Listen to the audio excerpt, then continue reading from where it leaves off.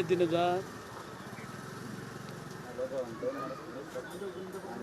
ಏನೋ ಈ ಒಂದು ರಾಜ್ಯದಲ್ಲಿ ನಡೆದಿರ್ತಕ್ಕಂಥ ಅತ್ಯಂತ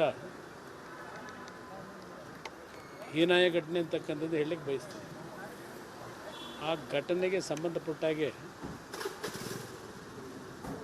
ರೇವಣ್ಣ ಅವರ ಮೇಲೂ ಏನೋ ಒಂದು SITಯಿಂದ ಆರೋಪವನ್ನು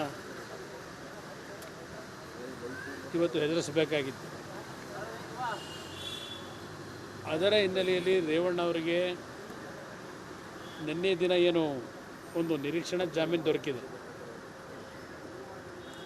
ನಿರೀಕ್ಷಣಾ ಜಾಮೀನು ದೊರಕಿದೆ ಅಂತೇಳಿ ನಾನು ಸಂತೋಷ ಪಡ್ತೇನೆ ಅಂತಕ್ಕಂಥದ್ದನ್ನು ಯಾರೂ ಭಾವಿಸ್ಬೇಕಾಗಿಲ್ಲ. ನನ್ನ ಕಾರ್ಯಕರ್ತರಿಗೂ ಹೇಳ್ತಕ್ಕಂಥದ್ದು, ನಿರೀಕ್ಷಣಾ ಜಾಮೀನು ಸಿಕ್ಕಿದೆ ಅಂತ ಹೇಳಿ, ಆ ನಿರೀಕ್ಷಣಾ ರೆಗ್ಯುಲರ್ ಜಾಮೀನು ಸಿಕ್ಕಿದೆ ಅಂತ ಹೇಳಿ ಪಟಾಕಿ ಹೊಡೆಯತಕ್ಕಂಥದ್ದು, ಸಂಭ್ರಮ ಆಚರಣೆ ಮಾಡ್ತಕ್ಕಂಥದ್ದು ಇವತ್ತು ಆ ಸಮಯ ಅಲ್ಲ. ಇದು ಇಲ್ಲಿ ನಡೆದಿರ್ತಕ್ಕಂಥ ಈ ಘಟನೆಯ ಸತ್ಯಾಸತ್ಯತೆಗಳು ಹೊರಗೆ ಬಂದು ಯಾರು ತಪ್ಪಿತಸ್ಥಿದ್ದಾರೆ, ಎರಡೂ ರೀತಿಯಲ್ಲಿ ಇರ್ತಕ್ಕಂಥ ತಪ್ಪಿತಸ್ಥರಿಗೆ ಪ್ರಾಮಾಣಿಕವಾದ ಶಿಕ್ಷೆ ದೊರಕತಕ್ಕಂಥದ್ದಾದರೆ ಅವತ್ತು ಸಂಭ್ರಮಾಚರಣೆ ಮಾಡಿ ಅಂತಕ್ಕಂಥದ್ದನ್ನು ಕಾರ್ಯಕರ್ತರಿಗೆ ಹೇಳ್ತೀನಿ. ಏಕೆಂದರೆ ಈ ಒಂದು ಘಟನೆ ರಾಜ್ಯವೇ ತಲೆ ತಗ್ಗಿಸ್ತಕ್ಕಂಥ ಒಂದು ಘಟನೆ ಇದು. ನಾನು SITಯ ಅಧಿಕಾರಿಗಳು, ಅದು ಹಿರಿಯ ಅಧಿಕಾರಿಗಳಿರಲಿ, ಆ SITಯ ಸಿಬ್ಬಂದಿಗಳೇನಿದ್ದಾರೆ, ನಡಿ ಈಗ ಶುರು ಮಾಡೋಣ.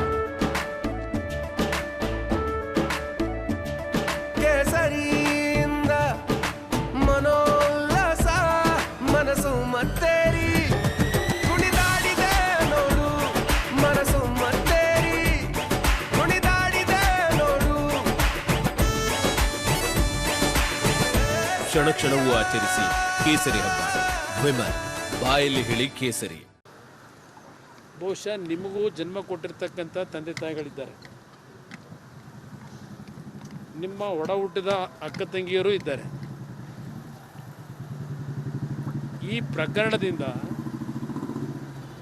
ಸಂತ್ರಸ್ತರು ಅಂತಕ್ಕಂಥದ್ದನ್ನು ಪ್ರತಿನಿತ್ಯ ನೀವೇನು ಹೇಳ್ತೀರಿ. ಈಗ ನೀವು ಸಂತ್ರಸ್ತರು ಅಂತಕ್ಕಂಥದ್ದನ್ನು ಸರ್ಕಾರ ಹೇಳ್ತಕ್ಕಂಥದ್ದೇನಿದೆ, ಇಲ್ಲಿ ಚುನಾವಣೆಯ ಹಿನ್ನೆಲೆಯಲ್ಲಿ ಯಾವೊಂದು ಪೆನ್ ಡ್ರೈವ್ಗಳನ್ನು ಸರ್ಕ್ಯುಲೇಟ್ ಮಾಡಿದ್ರು, ಈ ಪೆನ್ ಡ್ರೈವನ್ನು ಸರ್ಕ್ಯುಲೇಟ್ ಮಾಡಿರ್ತಕ್ಕಂಥವ್ರನ್ನ ಇಲ್ಲಿವರೆಗೆ ಒಬ್ಬರನ್ನು ಅವ್ರು ಟಚ್ ಮಾಡಲಿಲ್ಲ. ಈ ಒಂದು ಪೆನ್ ಡ್ರೈವ್ನಲ್ಲಿ ಇರ್ತಕ್ಕಂಥ ಘಟನೆಗೆ ಕಾರಣಕರ್ತ ಅಂತಕ್ಕಂಥದ್ದು ಇವತ್ತು ಆರೋಪ ಏನಿದೆ, ಆ ವ್ಯಕ್ತಿಯನ್ನು ನೀವಿನ್ನೂ ಹಿಡಿಲಿಕ್ಕಾಗಿಲ್ಲ. ಅದಕ್ಕೆ ನನ್ನೇ ನೀವು ಪ್ರಶ್ನೆ ಮಾಡ್ಬೋದು,